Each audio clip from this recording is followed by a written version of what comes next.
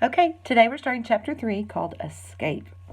The barn was very large, it was very old, and it smelled of hay and of manure. It smelled of perspiration of tired horses and the wonderful sweet breath of patient cows. It often had sort of a peaceful smell, as though nothing bad could happen ever again in the world. It smelled of grain and of harness dressings and of axle grease and of rubber boots and of new rope. And whenever the cat was given a fish head to eat, the barn would smell of fish. But mostly it smelled of hay, for there was always hay in the great loft up overhead, and there was also hay being pitched down to the cows and the horses and the sheep. The barn was pleasantly warm in the winter, when the animals spent most of their time indoors, and it was pleasantly cool in the summer, when the big doors stood wide open to the breeze. The barn had stalls on the main floor for the work horses, tie-ups on the main floor for the cows, and sheepfold down below for the sheep, a pig pen down below for Wilbur, and it was full of all sorts of things that you could find in barns: ladders, grindstones, pitchforks, monkey wrenches, scythes, lawn mowers, snow shovels, axe handles, milk pails, water buckets, empty grain sacks, and rusty rat traps. It was a kind of barn that swallows like to build their nest in. It was the kind of barn that children like to play in, and the whole thing was owned by Fern's uncle, Mr. Homer L. Zuckerman. Wilbur's new home was in the lower part of the barn, directly underneath the cows. Mr. Zuckerman knew that a manure pile is a good place to keep a young pig. Pigs need warmth, and it was warm and comfortable down there in the barn cellar on the south side. Fern came almost every day to visit him. She found an old milking stool that had been discarded, and she placed the stool in the sheepfold next to Wilbur's pen. Here she sat quietly during the long afternoons, thinking and listening and watching Wilbur. The sheep soon got to know her and trust her. So did the geese who lived with the sheep.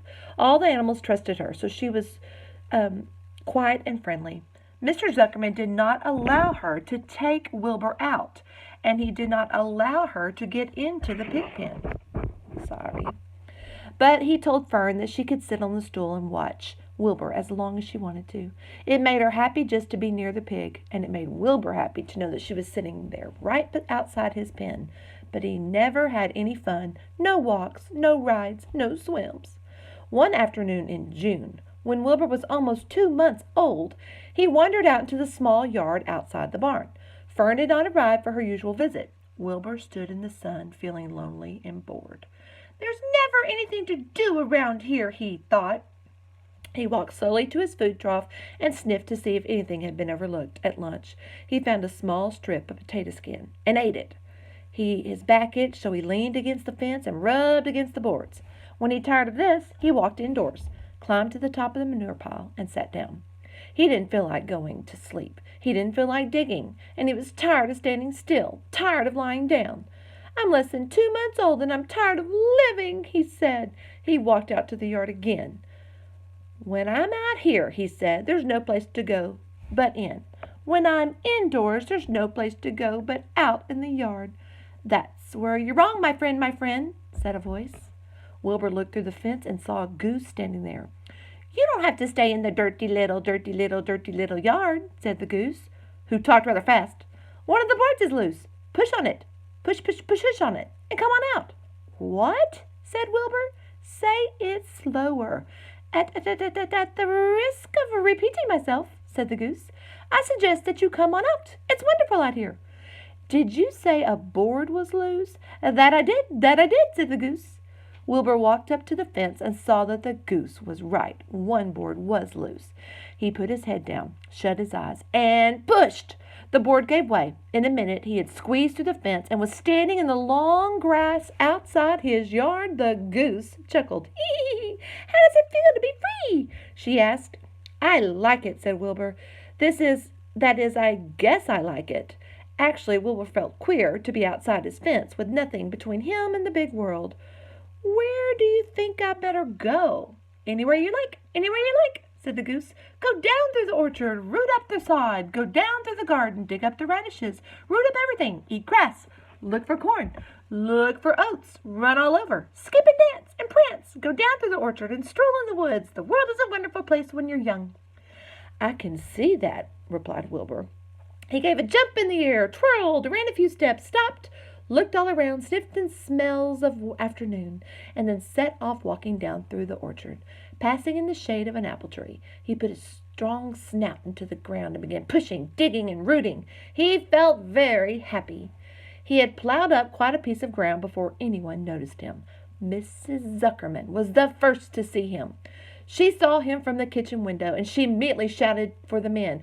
"Homer!" she cried. "Pigs out! Lurvy! Pigs out! Homer! Lurvy! Pigs out! He's down there under the apple tree!" "Now the trouble starts," thought Wilbur. "Now I'll catch it." The goose heard the racket, and she, too, started hollering. "Run, run, run, run! Downhill! Make for the woods, the woods!" she shouted to Wilbur. "They'll never catch you in the woods." The Cocker Spaniel heard the commotion, and he ran out from the barn to join the chase. Mr. Zuckerman heard, and he came out of the machine shed where he was mending a tool. Lurvy, the hired man, heard the noise and came up from the asparagus patch where he was pulling weeds. Everybody walked toward Wilbur, and Wilbur didn't know what to do. The woods seemed a long way off, and anyway, he'd never been down there in the woods and wasn't sure he would like it. "Get around behind him, Lurvy," said Mr. Zuckerman. "Drive him toward the barn, and take it easy. Don't rush him. I'll go and get a bucket of slops." The news of Wilbur's escape spread rapidly among the animals on the place. Whenever any creature broke loose on Zuckerman's farm, the event was of great interest to the others.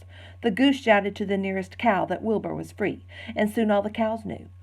Then one of the cows told one of the sheep, and soon all the sheep knew. The lambs learned about it from their mothers. The horses in their stalls, in their barns, pricked up their ears when they heard the goose hollering, and soon the horses caught on to what was happening. "Wilbur's out," they said. Every animal stirred and lifted its head and became excited to know that one of his friends had got free and was no longer pinned up or tied fast.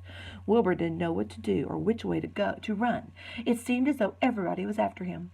"If this is what it's like to be free," he thought, "I believe I'd rather be pinned up in my own yard." The Cocker Spaniel was sneaking up on him from one side. Lurvy, the hired man, was sneaking up on him from the other side.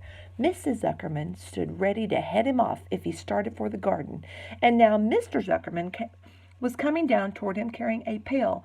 "This is really awful," thought Wilbur. "Why doesn't Fern come?" He began to cry. The goose took command and began to give orders. "Don't just stand there, Wilbur. Dodge about, cried the goose. "Skip around, run toward me, slip in and out, and make for the woods, twist and turn." The Cocker Spaniel sprang for Wilbur's hind leg. Wilbur jumped and ran. Lurvy reached out and grabbed. Mrs. Zuckerman screamed at Lurvy. The goose cheered for Wilbur. Wilbur dodged between Lurvy's legs. Lurvy missed Wilbur and grabbed the spaniel instead. Nicely done, cried the goose. Try it again. "Run downhill," suggested the cows. "Run toward me," yelled the gander. "Run uphill," cried the sheep. "Turn and twist," honked the goose. "Jump and dance," said the rooster. "Look out for Lurvy," called the cows. "Look out for Zuckerman," yelled the gander. "Watch out for the dog," cried the sheep. Listen to me, screamed the goose. Poor Wilbur was dazed and frightened by his hullabaloo. He didn't like being the center of all this fuss. He tried to follow the instructions his friends were giving him.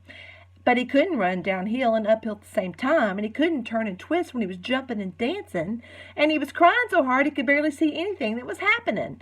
After all, Wilbur was a very young pig, not much more than a baby, really. He wished Fern were there to take him in her arms and comfort him.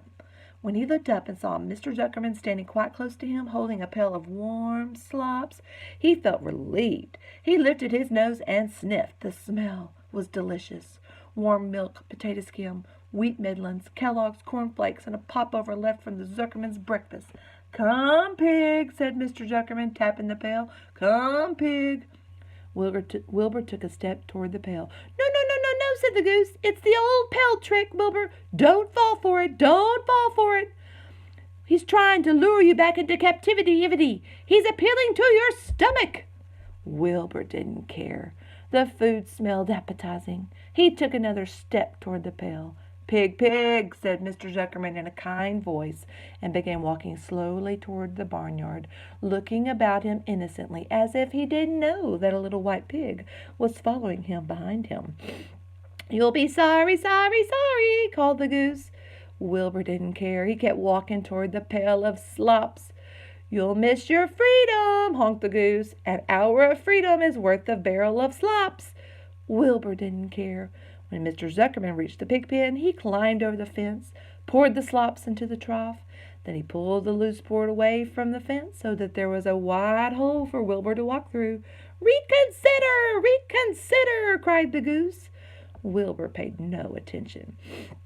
He stepped through the fence into his yard. He walked to the trough and took a long drink of slops, sucking the milk hungrily and chewing the popover. It was good to be home again. While Wilbur ate, Lurvy fetched a hammer and some 8-penny nails and nailed the board in place.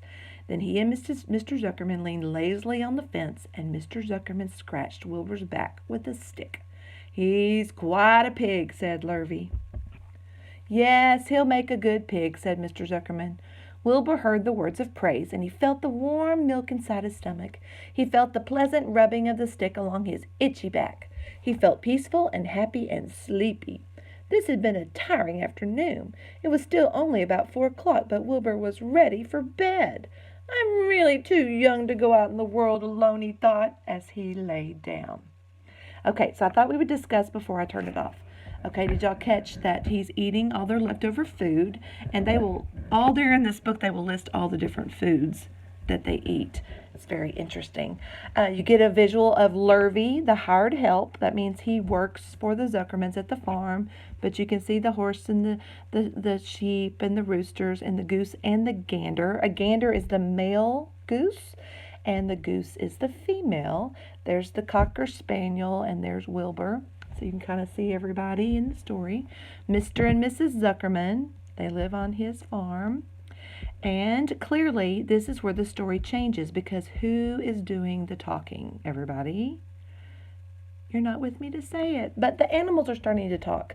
Yes, the people are talking too, but so are the animals. So that confirms that the genre of Charlotte's Web is definitely a fantasy, because animals can talk. Even though there are real farms and animals do live on real farms, but this is a fantasy. And it's about Charlotte. The title of the book is called Charlotte's Web. So we will get to know Charlotte soon. We have not even met her yet. So I think that will be enough for today.